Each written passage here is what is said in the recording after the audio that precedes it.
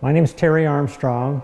I'm here at Moon Tree, and there's an exhibit going on here, landscapes in nature, primarily watercolor and mixed media. Primarily, most of the paintings are watercolor, and I have a few that are egg tempera or mixed media. I tend to mix quite a few different mediums together to create a painting. Most of it's the Midwest to southern Canada. Most of the artwork, it covers a number of different areas. I really love nature, landscapes, some still lifes. I'm an outdoors person, and so primarily everything is from photography that I work from.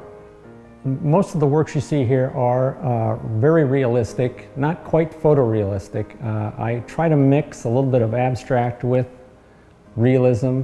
I love seeing brushstrokes, and it enables a viewer to see that it's not a photograph.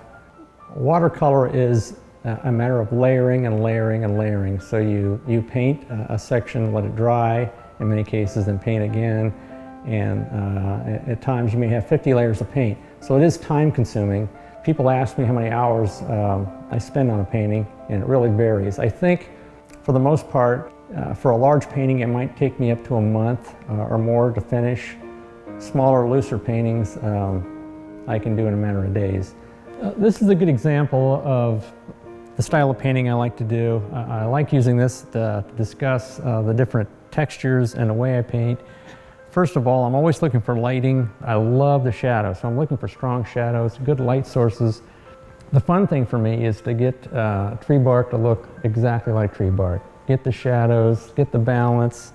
The design I like a lot. It's off-center. It's got a good Indiana feel to it.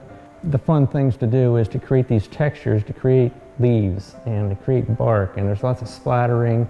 I scrape many times with X-Acto knives to get a texture. I do a lot of splattering to get the bark look. Again, the looser areas would be, believe it or not, like the shadows. I can throw in lots of water and color and let them mix right on the paper. But if you look close, there's a lot of hand-drawn shingles, small branches. If you're a person that loves detail, this is a nice image to get a little bit of both. But yet down in here, there's a lot of splattering and throwing paint. So it's a good mixture of exactly what I like to paint. This is another example of semi-photorealistic watercolor. It's almost an illustrative style. In this painting, I really love, again, Twin Rocker, and I'm plugging them again because they're a wonderful paper company, but it's a tinted paper that I'm painting on here. It's kind of unique. I learned this from another artist and took it a step further, I think. A lot of this is almost a pen and ink style, dragging a brush over very finely, very coarsely in some areas, and tightly doing everything in more of an illustrative style. I love illustration, and sometimes feel that I fit more into that than I do even as a painter.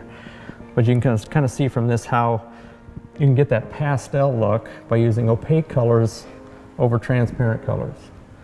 And I love these horses. I spend a lot of time with the Amish, and this is the day we were out collecting maple syrup up in Napanee, Indiana, and the team of horses gave me a good pose.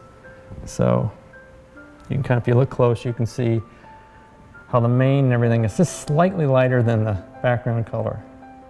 And then ran things off to create, again, more of an illustrative style.